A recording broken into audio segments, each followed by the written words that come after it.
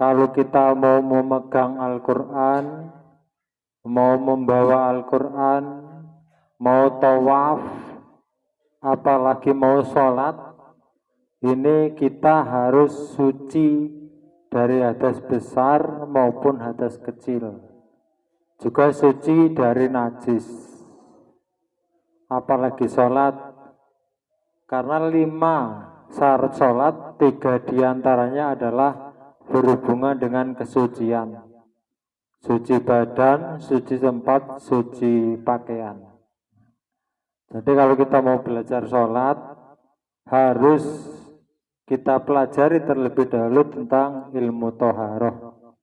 Toharoh itu maksudnya itu bersuci, menghilangkan hadas besar maupun kecil, juga menghilangkan najis, itu namanya bersuci. Bahasa Arabnya toharoh. Jadi kita kalau mau mengaji masalah sholat, jadi pertama-tama kita harus ngaji tentang toharoh. Karena sholat jika kita kerjakan tanpa dengan keadaan suci, maka sholatnya tidak akan diterima. Disebutkan dalam suatu hadis, qala Rasulullah sallallahu alaihi wasallam, la tuqbalu sholatun bihuri tuhurin.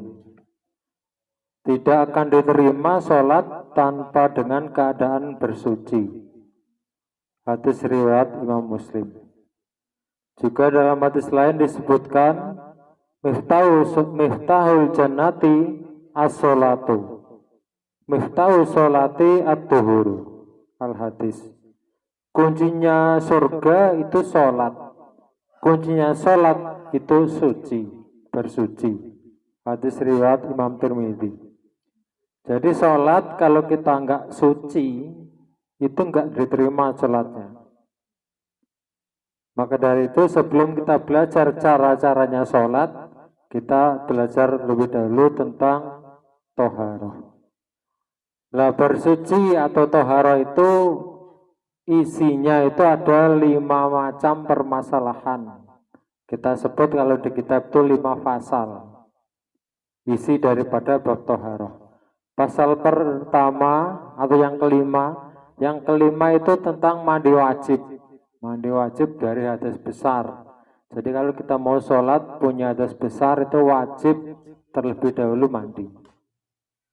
Kemudian yang keempat harus suci dari hadas kecil, caranya dengan berwudu. Kemudian yang ketiga suci dari najis.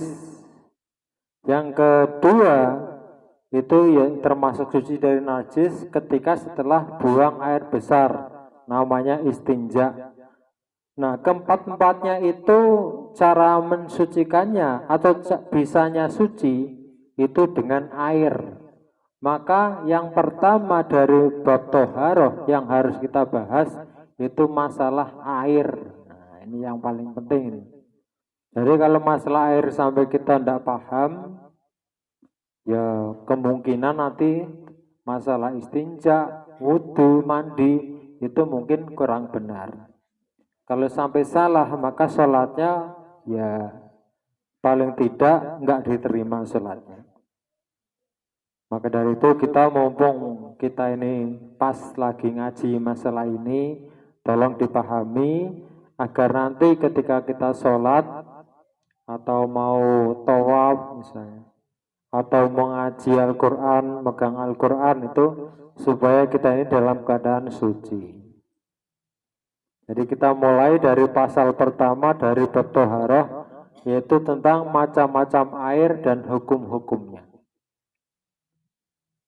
Dalam Fathul Qorib itu disebutkan air yang bisa untuk bersuci itu kalau dikumpulkan itu disingkat pokoknya yang turun dari langit keluar dari bumi selama itu masih dalam bentuk aslinya, asli kejadiannya, maka itu semuanya suci. Air hujan masih turun dari langit, air sungai masih di sungai, air sumur masih di dalam sumur. Jadi air-air itu kalau masih dalam asli kejadiannya itu masih suci. Misalnya kita mandi pas air turun dari langit, air hujan, langsung hujan-hujanan, itu bisa. Atau pas air masih mengalir di sungai, kita mandi di sungai, itu juga boleh. Tapi kalau air-air itu sudah diambil, kemudian dipindahkan ke wadah dalam rumah, misalnya pakai ember, atau di baskom misalnya, maka kesucian itu bisa hilang. Tergantung apa yang mengenai air itu. Maka di sini disebutkan kalau air-air itu sudah berpindah tempat, maka kemungkinan bisa berubah menjadi 4 macam hukumnya. Nah, ini harus diingetin. Enggak semua air bisa untuk bersuci. Kalau kita sudah mengambil air dari sumur, apa dari sungai, apa habis menada air hujan, dalam wadah 1 ember misalnya, kita pindah, kita bawa ke kamar mandi. Maka kemungkinan pertama air itu kalau kita jemur di panas matahari dengan wadah perak misalnya dari logam ke perak, yang bahannya dari logam, itu hukumnya air jadi namanya musammas. Hukumnya makruh kalau digunakan. Jadi kalau misalnya kita menjemur air dengan wadah dari logam, itu kalau kita gunakan untuk wudhu atau untuk mandi wajib, itu hukumnya makruh. Itu yang pertama. Yang kedua, kalau misalnya tidak dijemur, ditaruh di dalam kamar mandi misalnya untuk persiapan, dalam wadah cuma 1 ember atau 1 baskom misalnya, kemudian kita wudhu di sebelahnya atau mandi wajib di sebelahnya, mengenai cipratannya yang setelah menyentuh badan kita, kemudian jatuh ke wadah yang air seember tadi atau yang di baskom tadi, maka hukumnya berubah lagi menjadi mustakmal. Air mustakmal adalah air yang jumlahnya sedikit, sudah terkena sesuatu yang sudah bekas atau sudah kita gunakan untuk bersuci mengenai air itu, maka itu namanya air mustakmal. Lah hukumnya air itu tetap suci tapi nggak bisa untuk bersuci. Jadi kalau misalnya kok kita wudhu misalnya pakai ember, memang pakai caduk wudhunya, tapi ketika basuhan wajah ini anggota fardunya wudhu, kemudian ada yang menciprat ke dalam ember tadi yang di depan kita wudhu, maka air yang di ember tadi sudah nggak boleh lagi untuk wudhu. Kalau kita mau nerusin ya terpaksa wudhunya itu namanya nggak sah, karena hukum air mustamal itu tidak bisa untuk bersuci walaupun airnya suci. Itu yang kedua. Kemudian air yang ketiga, kalau misalnya tadi musamas tidak kita jemur airnya, kemudian mustakmal juga tidak, karena kita belum ngapa-ngapain. Bisa jadi air tadi berubah atau terkena hukum yang ketiga ini. Apa itu? Mutanajis. Misalnya kita naruh air seember di lantai kamar mandi misalnya. Kita punya anak kecil, tahu-tahu masuk kamar mandi ngencing, tegak di sebelah ember. Jelas percikannya mengenai air yang di ember. Itu berarti air dalam ember hukumnya jadi mutanajis. Air mutanajis adalah air yang sedikit jumlahnya air, kurang dari 2 kola, dan terkena najis. Atau misalnya kejatuhan tai cecak. Nah itu maka air itu jangankan untuk bersuci, kita sentuh saja, maka yang anggota kita yang kena itu jadi najis hukumnya. Jadi kalau di rumah itu hati-hati cara menggunakan air. Kalau kita cuma punya air 1 ember, lama sudah di kamar mandi misalnya, untuk persiapan besok pagi, sore tadi sudah ambil misalnya, dalam 1 malam ini misalnya terkena jatuh tai cecak atau apa najis, besok pagi digunakan, taruhlah misalnya cuma sekedar untuk nyuci beras misalnya, untuk mensuci beras, maka berasnya itu jadi najis, nasinya jadi najis, Jadi ikut kemakan kita, ketika kita memakan nasinya jadi najis. Jadi harus hati-hati.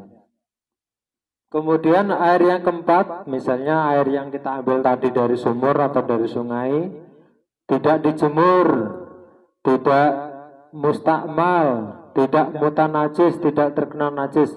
Mungkin ini air masih asli, masih suci. Maka ini namanya air mutlak.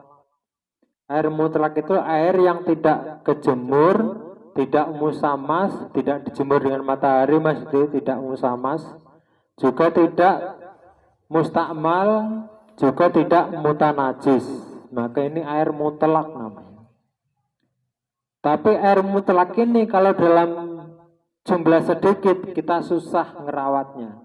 Kecuali kita ngambil dari sungai langsung dimasukkan embernya ke dalam sungai, ada tutupnya, terus ditutup, diangkat, bawa pulang, walaupun sehari 2 hari sebelum, atau kalau nggak dibuka nggak kemungkin kejatuhan najis, maka itu bisa suci. Tapi kalau secara umum kayak kita ini kalau ngambil air ya dengan ember biasa sampai ditaruh biasa, nggak ditutup, itu nggak bisa. Kalau dalam waktu cukup lama kok tetap mutlak keadaannya suci, nggak bisa. Terkecuali kalau kita punya wadah air yang cukup besar, memuat air, itu tadi 2 kulah namanya. Kalau diukur panjangnya paling tidak 60 cm, tingginya 60 cm, lebarnya 60 cm, itu airnya penuh. Itu walaupun kejatuhan tai cecak atau kejatuhan kecepretan air kencing tetap suci, nggak najis.